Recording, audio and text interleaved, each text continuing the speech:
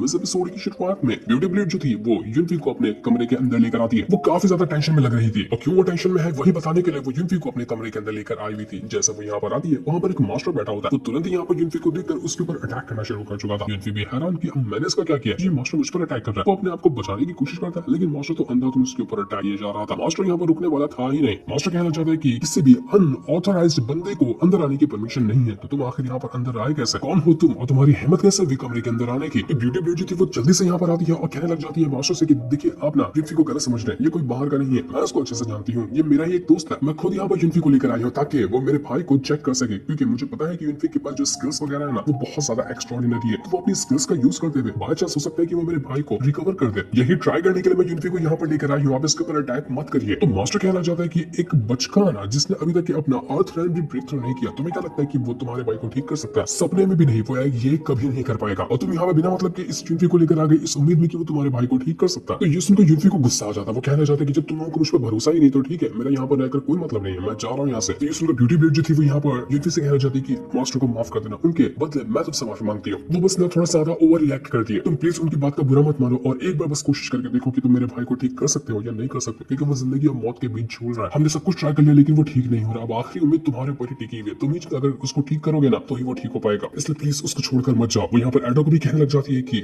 आपको ना युनफी के ऊपर भरोसा करना होगा, इसके अलावा हमारे पास दूसरा कोई चारा नहीं है, वरना मेरा भाई मर जाएगा। तब युनफी जो था वो तुरंत ही अपनी पावर को एक्टिवेट करता है और पावर को एक्टिवेट करने के बाद ब्यूटी ब्लेड के भाई को चेक कर रहा था। उसको पता चलता है कि इसके हार्ट तक के किसी खास तरह का पॉइजन डाला गया जो कि पहुंच चुका है और उसके दिल को बिल्कुल काला कर चुका है। मतलब कि यहाँ पर बिल्कुल कम टाइम बचा है ब्यूटी ब्लेड के भाई के जिंदा रहने का। वो यहाँ पर कहने लग जाता है कि ये पॉइजन ना एक सेंटीपेड के जरिए फैलता है और एक बार किसी के शरीर के अंदर चले जाए ना तो वो अंदर के हिस्सों को ही खाते हुए अपने आप को इंक्रीज करना शुरू कर देता है। पॉइजन लगने के बाद 2 से 3 दिन तक के मैक्सिमम टाइम होता है कि कोई इंसान जिंदा रह पाए, उसके बाद वो मर जाता है। तो आखिर ब्यूटी ब्लेड के भाई के अंदर इतना भयंकर मेथड का यूज करते हुए किसने पॉइजन डाल दिया होगा? मास्टर हैरान कि युनफी तुमने पता लगा लिया कि किस तरह का पॉइजन है, क्योंकि हम तो वो तक पता नहीं लगा पा रहे थे कि असल में ब्यूटी ब्लेड के भाई को हुआ क्या, लेकिन तुमने तो दिखते साथ ही इसके पॉइजन के बारे में पता लगा लिया। माफ करना, मैंने तुम्हें गलत समझा। तुम किसी भी तरह से इसको ठीक कर दो, तुम अगर इसको ठीक कर दोगे ना तो तुम जो बोलोगे मैं वो करने को तैयार हूँ। मैं तुमसे माफी मांगता हूँ, प्लीज कोई भी मेथड होगा ना उसका यूज करते हुए ब्यूटी ब्लेड के भाई को ठीक कर दो। तो युनफी कहना चाहता है कि माफी मांगने की कोई जरूरत नहीं है, लेकिन हाँ मेरे पास कुछ तो तरीका है जिसकी मदद से मैं इसको ठीक कर सकता हूँ। गारंटी नहीं दूंगा लेकिन अपनी तरफ से पूरी कोशिश करूंगा ताकि इसको ठीक किया जा सके। युनफी यहाँ पर ये चीज देखकर हैरान रह चुका था कि आखिर इस यंग मास्टर के लिए ये मास्टर भी जो है वो भी इतना मेरे सामने गिड़गिड़ा रहा है कि मैं उसको ठीक कर सकूंगा। लगता है कि ये जो ब्यूटी ब्लेड का भाई है ये नॉर्मल बंदा नहीं है, बड़ा ही एक्स्ट्राऑर्डिनरी होगा, इसलिए आप तो ट्राई करना ही पड़ेगा इसको ठीक करने का। तो अब यहाँ पर युनफी जो होता है वो इलाज करने के लिए बैठ जाता है। वो तुरंत यहाँ पर अपनी पावर को यूज करता है और पावर को यूज करने के बाद वो अपनी ज़ूमी फिंगर टेक्निक का यूज करता है, जो कि उसके पास्ट लाइफ की एक कमाल की टेक्निक थी और उसी टेक्निक का यूज करते हुए उसने बाजार में जो एक ओल्ड मैन बैठा हुआ था उसको ठीक किया था। तो वही वाली टेक्निक को वो यहाँ पर भी यूज कर रहा था। जैसे युनफी की पावर एक्टिवेट हुई और ब्यूटी ब्लेड के भाई के अंदर जा रही थी, वो जो सेंटीपेड उसके जिस्म के अंदर जाकर उसके अंग वगैरह को नुकसान पहुंचा रहा था, उसको हलचल मचने लग जाती है। वो तकलीफ से चिल्लाने लग गया था। युनफी की पावर उस सेंटीपेड के अंदर हलचल मचा चुकी थी, जिस वजह से वो तड़प तड़प कर बाहर निकलने की कोशिश करता और कुछ पल के अंदर वो बाहर निकलकर आ भी चुका था। जैसे वो बाहर आया ब्यूटी ब्लेड का जो भाई था वो बहुत अच्छा महसूस करता है, उसके वजह से पॉइजन खत्म हो गया। बस 2 मिनट के अंदर युनफी अपनी पावर को यूज किया और ब्यूटी ब्लेड का भाई अब ठीक हो गया। वो बिल्कुल खतरे से बाहर था। युनफी कहता है कि देखो खतरे से बाहर है, थोड़ा सा इसका अच्छे से ख्याल रखना, एक हफ्ता भी अगर इसका अच्छे से ख्याल रखा जाएगा ना ये पूरी तरह से रिकवर हो जाएगा, कोई भी खतरा लेने वाली बात नहीं है, तो आप लोग बेफिक्र रह सकते हैं।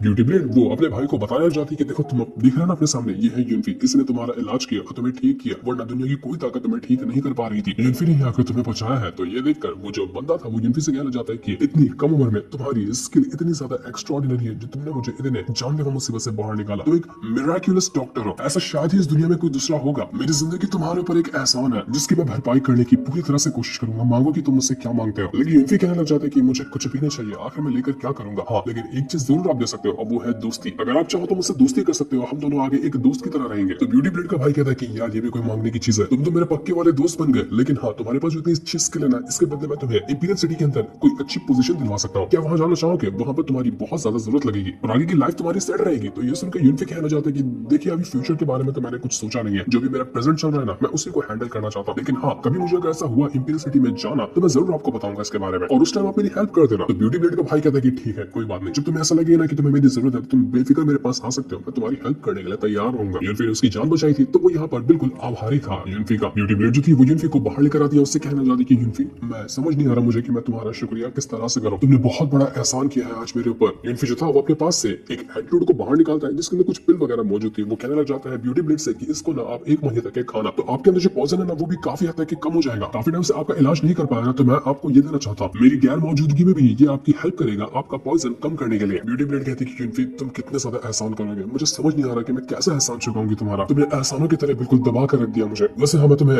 वार्निंग देना चाहता हूँ कि अभी कल से ये ना कंपटीशन शुरू होने वाला है जो कि क्लान कंपटीशन होगा अलग अलग क्लान का। तो उसमें बाकी के जो 3 क्लान है ना हमारी सिटी के अंदर मौजूद, तीनों के तीनों ने हाथ मिला लिया, वो तीनों मिलकर तुम्हारे ऊपर हमला करेंगे, तुम्हारी जान खतरे में डालने की कोशिश करेंगे, इसलिए सावधान रहना। तो यूनफी कहता है कि आपको फिक्र करने की जरूरत नहीं है, मैंने बंदोबस्त करके रखा हुआ, कोई भी मेरा कुछ बिगाड़ नहीं सकता। इसके बाद हम रात का सीन देखते हैं जहाँ पर किन क्लान के अंदर वो जो लीडर था वो आराम से बैठा होता है क्योंकि उसको लग रहा था कि उसने अपने साथी वगैरह को भेज दिया, तो वो लोग अब तक तो यूनफी को जान से मारकर खत्म कर चुके होंगे। वहाँ पर वो जो घोष गैंग थे उसका लीडर भी मौजूद होता है। तो यहाँ पर मास्टर जो था किन क्लान का वो कहना चाहता है कि लीडर तुमने तो कमाल कर दिया, तुम्हारे बंदे सच में लाजवाब है, उन्होंने तब तक के यूनफी को मार कर खत्म कर दिया होगा, मेरे रास्ते का कांटा तो कम से कम हटा अभी तक। लेकिन तब वो जो 2 बंदे बचे हुए थे जिसको यूनफी मार नहीं पाया था वो दोनों भागकर यहाँ पर आते हैं और कहना चाहते हैं कि गड़बड़ हो गई, बहुत बड़ी गड़बड़ हो गई, हम यूनफी को मार तो नहीं पाए, उल्टा उसने हमारे ग्रुप के 4 बंदों को बड़ी बेरहमी से मार डाला, जैसे जैसे हम अपनी जान बचाकर यहाँ पर भाग आए वरना वो हमें भी मार डालता। तो ये देखकर वो जो गैंग का लीडर था वो इतना ज्यादा गुस्सा हो जाता है कि वो बचे हुए 2 साथी थे उनको ही उठा पटक मारना शुरू कर देता है कि निकम्मे घड़िया कहीं के, हिम्मत कैसे भी तुम्हारी यहाँ पर आने की खाली हाथ, तुमने हमारे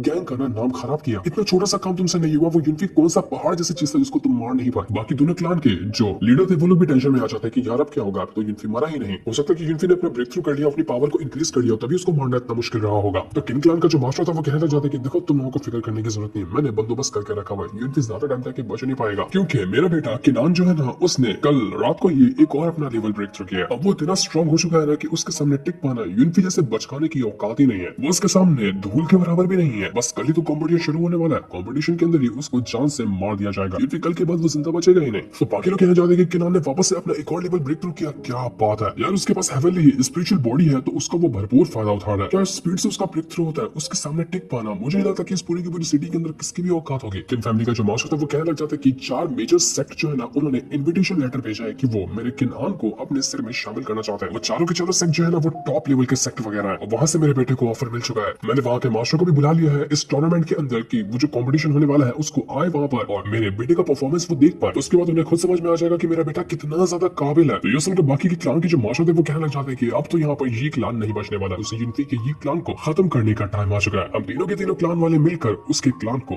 आज से खत्म करके रख देंगे। तो किन क्लान का मास्टर कहना चाहता है कि जब हम इतनी बड़ी बड़ी मुसीबत को टाल चुके हैं तो वो यूनफी जो है उसकी क्या ही औकात है, उसको मारना ना हमारे बाएं हाथ का खेल होगा। तो जब ये लोग यहाँ पर बात कर रहे थे तभी वहाँ पर शियाओ भी आकर पहुंच जाता है, वही छक्का शियाओ जो यहाँ पर आने के बाद कह रहा था कि अगर तुम लोग यहाँ पर यूनफी को मारने का प्लान कर रहे हो ना तो मुझे भी अपने साथ शामिल कर लो क्योंकि मुझे भी बहुत ज्यादा नफरत है उस यूनफी से, मैं भी उसको मरा हुआ देखना चाहता हूँ। तो ये देखकर बाकी लोग हैरान किया भाई छक्का कहां से उड़ कर आ गया, लेकिन कोई बात नहीं, अगर ये हमारा साथ देता है यूनफी को मारने में तो हम इसका वेलकम करते हैं। तो ये सारे के सारे लोग टीम बना चुके थे ताकि किसी भी तरह से यूनफी को जान से मारा जा सके।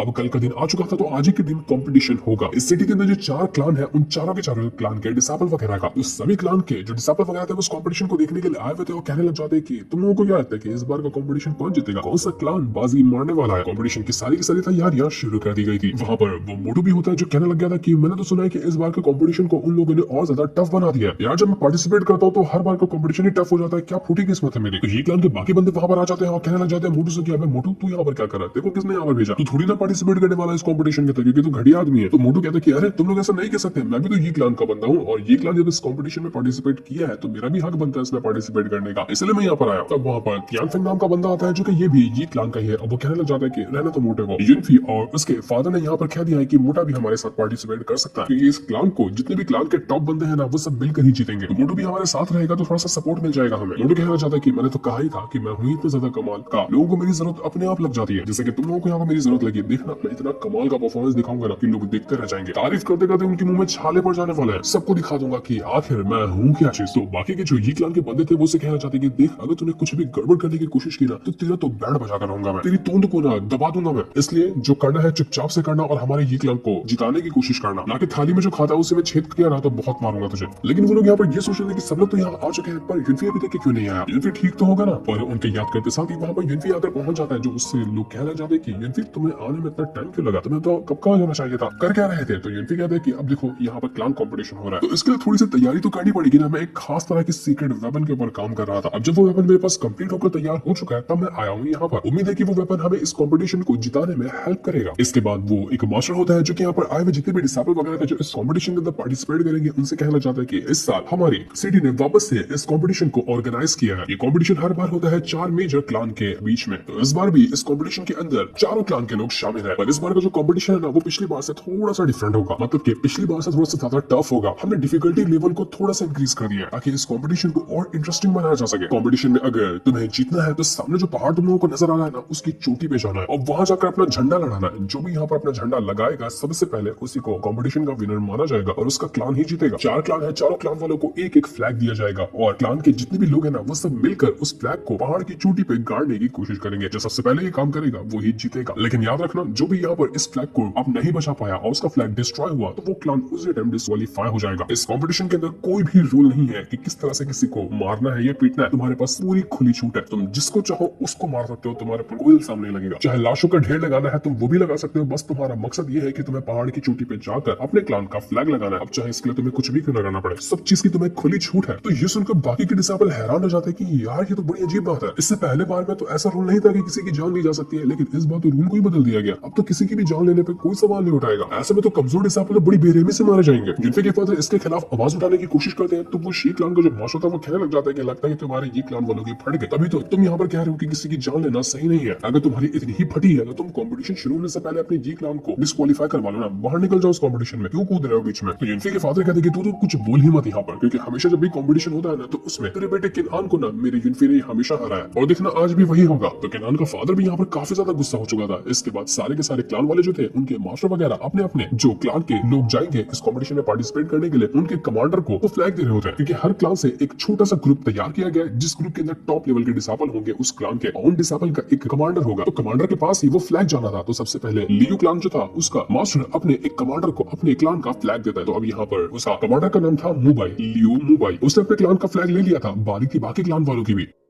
और दूसरा नंबर आता है शी क्लान का जिसकी कमांडर होती है वो ही शियाओडी। तो वो अपने क्लान का फ्लैग वो हासिल कर चुकी थी। तीसरी बारी होती है यूनफी के ये क्लान की। तो यूनफी के फादर भी अपने क्लान का फ्लैग देते हैं तियानफेंग को, क्योंकि ये क्लान से जो जाएगा और कमांडर बनेगा वो था तियानफेंग। यूनफी को कमांडर नहीं बनाया गया था। तो ये देखकर बाकी लोग हैरान हो जाते कि अबे ये क्या अजीब बात है, ये क्लान का कमांडर तो यूनफी को होना चाहिए था ना, तियानफेंग को क्यों बना दिया क्या कमांडर। क्या ये क्लान वालों को भरोसा नहीं है यूनफी के ऊपर कि वो इस कॉम्पिटिशन को जीत दिला सकता है, तभी तो उन्होंने यहाँ पर किसी और बंदे को कमांडर बना दिया, जबकि यूनफी को बनना चाहिए था कमांडर। लेकिन यूनफी जो था वो तियानफेंग से कहना चाहता मुझे तुम्हारे पर पूरा भरोसा है कि तुम कमांडर की जिम्मेदारी उठाओगे, क्योंकि तुमने वैसे भी बहुत मेहनत की है इस कंपटीशन को जीतने के लिए। तो तियानफेंग भी कहता है कि मैं ये काम अकेले नहीं कर पाऊंगा, मुझे तुम्हारा साथ चाहिए होगा। इस ग्रुप के अंदर एक नहीं बल्कि 2 कमांडर होंगे, एक तुम होगे और एक मैं। उम्मीद है कि हम इस कंपटीशन के अंदर आग लगा देंगे और इसको जरूर जीत कर दिखाएंगे। तो शी क्लान का जो मास्टर था वो यूनफी के फादर से कहना चाहता है कि तुमने तो यूनफी को कमांडर बनाया ही नहीं, लगता नहीं कि तुम्हें यहाँ पर उसके ऊपर भरोसा है। तो यूनफी के फादर कहते कि देखो मुझे मेरे बेटे के ऊपर बहुत ज्यादा भरोसा है, लेकिन मेरा क्लान ऐसा नहीं कि किसी एक ही बंदे के ऊपर टिका है। मैं यहाँ पर ये साबित करना चाहता हूँ लोगों की नजरों में कि हमारे क्लान के अंदर सबको बराबर का दर्जा दिया जाता है। जो मेहनत करेगा उसको ही कमांडर बनाया जाएगा। अब यूनफी को कमांडर बनाया जाता तो बाकी लोग थोड़े डिमोटिवेट हो जाते हैं। तो सबका कॉन्फिडेंस बढ़ाने के लिए मैंने यूनफी को बचाया, दूसरे को कमांडर बनाया है। तो शी क्लान का मास्टर कहता है कि भाई जाना यार, तू डायलॉग बड़े बड़े मारता है, तेरे क्लान में ज्यादा जीनियस नहीं भरे हुए बल्कि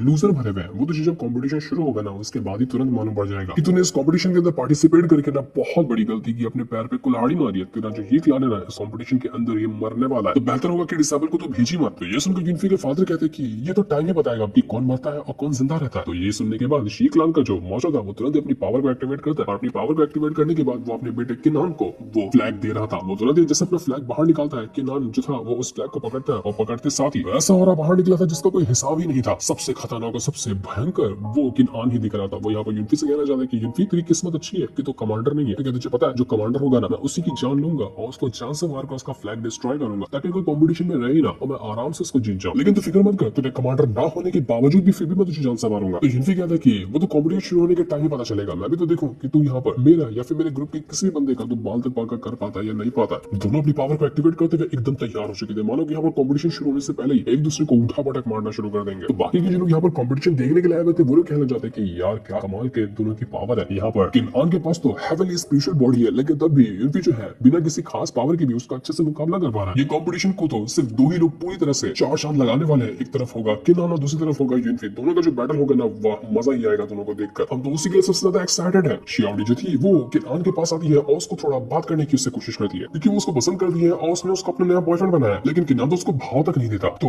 अपना सड़ा हुआ मुंह लेकर शियाओडी जो थी वो पहुंच जाती है यूनफी के पास और उससे कहना चाहती है कि यूनफी, मैंने बिल्कुल नहीं सोचा था कि तुम इस कॉम्पिटिशन में पार्टिसिपेट करोगे, मुझे तो लगा था कि तुम डर कर भाग जाओगे। तो यूनफी कहता है कि तुम जैसी घटिया लड़की जिसको मैंने सबके सामने बेइज्जत किया था, तुम्हें डाइवोर्स देकर तुम जब यहाँ पर अपना मुंह उठाकर आ सकती हो, तो मैं क्यों नहीं आ सकता यहाँ पर। तो ये सुनकर शियाओडी बहुत ज्यादा गुस्सा हो जाती है कि अच्छा तो तुम यहाँ पर मुझे बेइज्जत करने की कोशिश कर रहे हो, तुम्हारी सारी इज्जत को ना आज मैं कॉम्पिटिशन के अंदर ही नीलाम करने वाली हूँ। बहुत हो गया तुम्हारा, जिस तरह से मुझे डाइवोर्स देकर तुमने सबके सामने बेइज्जत किया था ना, इसका बदला मैं सबके सामने तुम्हें इस कॉम्पिटिशन के अंदर हरा कर लूंगी। और ये मेरा यानी कि शियाओडी का वादा है। लेकिन फिर उसकी बात पे ध्यान नहीं देता, उसको धक्का मारकर वहां से आगे बढ़ जाता है, जाना साइड हो, मुझे मेरे दोस्तों को गुड बाय कहना है इस कॉम्पिटिशन को शुरू होने से पहले। शियाओडी को बहुत ज्यादा गुस्सा आ रहा था। तब तक यहाँ पर यूनफी जो होता है वो ब्यूटी ब्लेड वहां पर आई हुई थी, उसको चीयर करने गए तो वो उसके पास जा चुका था। सारे के सारे लोग यहाँ पर कॉम्पिटिशन की तैयारी में लगे हुए थे कि बस अब कॉम्पिटिशन शुरू होने वाला है। तब लियू क्लान का वो जो कमांडर था वो शियाओडी के पास आता है, उससे कहना चाहता है कि तुम उदास क्यों, मैं तुम्हारी हेल्प करता हूँ ना इस यूनफी को साइड करने के लिए, हम दोनों आपस में टीम बना लेते हैं। तो शियाओडी कहती है मैं निकलना रे ठरकी, मुझ पर लाइन मारने की कोशिश करेंगे ना तो तेरा पत्ता कटने वाला है। जोमो और यूई जो थे वो लोग भी यहाँ पर आकर पहुंच जाते हैं, सभी से कहना चाहते हैं कि देखो देखो यहाँ पर ये क्लान जो है वो सबसे अच्छा परफॉर्मेंस दिखाने वाला है, आपको फुल एकदम धमाकेदार कॉम्पिटिशन का मजा मिलेगा। तो कुर्सी की पेटी बांध लीजिए और आराम से इस कॉम्पिटिशन का मजा लीजिए। जिसके बाद कॉम्पिटिशन को शुरू किया जा रहा था, लेकिन कॉम्पिटिशन शुरू होने से पहले वो जो तियानफेंग था वो यूनफी के पास आता है, उसे कहना चाहता है कि देखो अब कॉम्पिटिशन तो शुरू ही होने वाला है, क्यों उससे पहले हम यहाँ पर एक छोटा सा प्लान बना ले, उस प्लान को फॉलो करेंगे तो हम आसानी के साथ अपना फ्लैग सबसे पहले उस माउंटेन की चोटी पे लगा पाएंगे। देखो सब तुम देख पा रहे हो ना कि वो जो हमें पहाड़ तक जाना है, वहां जाने के लिए पहले इन बड़ी बड़ी चेनों को क्रॉस करना पड़ेगा। अब अगर हम एक साथ आगे बढ़ते हैं ना तो चांस सबसे ज्यादा ये होगा कि अगर कोई पीछे से या सामने से हमारे पर अटैक करे तो हम एक साथ ही चेन के नीचे गिर सकते हैं, और जो भी चेन के नीचे गिरेगा उसका मरना तय है, क्योंकि न जाने नीचे कितने हजारों मीटर गहरी खाई है। तो सबसे बेस्ट चांस होगा कि हम दो ग्रुप बना लेते हैं, एक ग्रुप को यूनफी लीड करेगा, दूसरे ग्रुप को मैं लीड करने वाला, और उसके बाद हम अपना फ्लैग लेकर आगे बढ़ने की कोशिश करेंगे। उम्मीद है कि उसके बाद जो भी हमारा फ्लैग डिस्ट्रॉय करने की कोशिश करेगा हम उसको अच्छे से सबक सिखाएंगे और उस कॉम्पिटिशन को बहुत स्ट्रेंथ से जीतेंगे। तो तियानफेंग के प्लान पे सभी लोग तैयार हो चुके थे।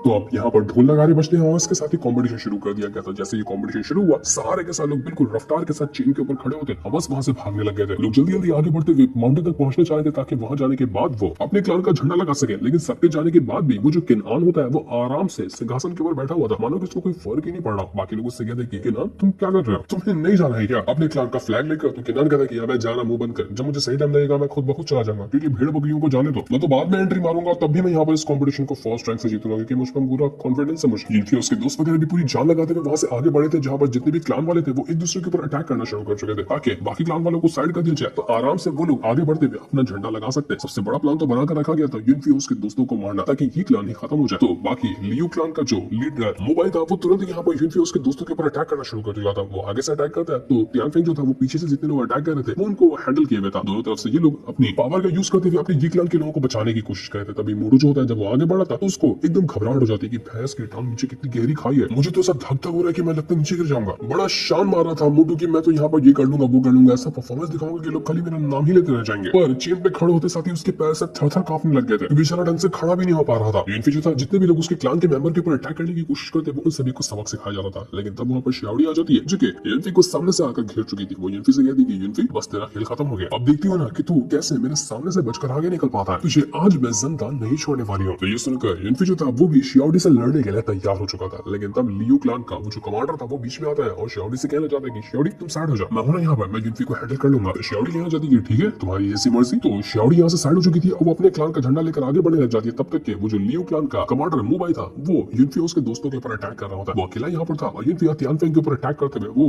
उसकी जान लेने की कोशिश कर रहा था। देखते ही देखते उनका जो बैटल होता है वो बहुत भयंकर तरीके से शुरू हो चुका था। अकेला मोबाइल वो सभी लोगों के ऊपर अटैक कर रहा होता है। यूनफी तो यहाँ पर मोबाइल को जान से मारने की कोशिश करता था कि एक बार वो उसको धकेल कर नीचे फेंक दे तो ये उसके बाद परेशानी नहीं करेगा। लेकिन मोबाइल शांत बैठने वाला नहीं था, वो अपने पास से और भी खतरनाक वेपन वगैरह लेकर आया हुआ था। वो उसकी मदद से यूनफी के ऊपर अटैक करता है और उसकी जान लेने की कोशिश करता है। लेकिन यूनफी यहाँ पर तैयार था उसके सारे के सारे अटैक को रोकने के लिए। कोई भी कितना भी अटैक क्यों ना कर ले, कोई भी यूनफी का बात तक पाका नहीं कर पाया था। यूनफी अभी सबसे आगे चल रहा होता है क्योंकि अभी तक किनान इस कॉम्पिटिशन के अंदर पार्टिसिपेट करने आया ही नहीं था, वो आराम से अभी भी बैठा होता है। इसके बाद वो जो मोबाइल था वो तुरंत ही एक ब्रूटल अटैक देकर यूनफी के ऊपर करने की कोशिश करता है। लेकिन यूनफी को ये अटैक लग पाता है, इससे पहले वो वहां से तो साइड हो जाता है। लेकिन उसके क्लान का एक दूसरा बंदा था जिसका जिसका नाम यीफान था उसको वो अटैक जाकर लग चुका था, जिसमें से उसका बैलेंस बिगड़ता है और वो चैन से सीधा नीचे इतनी ऊंची खाई के अंदर जाकर गिरने लग गया था। लिफी ये देखकर घबरा जाता है कि यीफान तुम ठीक तो हो ना, तुम्हें कुछ नहीं होगा। तो यीफान वो बचाने की कोशिश करता है, लेकिन तब तक कि बहुत ज्यादा देर हो चुकी थी और वो नीचे काफी ज्यादा जाकर गिर जाता है। और अभी हमें नहीं दिखाया जाता कि क्या यहाँ पर सच में यीफान नीचे गिरकर मारा जाएगा या फिर कोई ना कोई चमत्कार होगा जो कि यीफान को इस मुसीबत से बचा लेगा। ये हमें पता चलेगा नेक्स्ट एपिसोड के अंदर, जिस सीन को दिखाते साथ ही ये वाला एपिसोड यहीं पर एंड हो जाता है।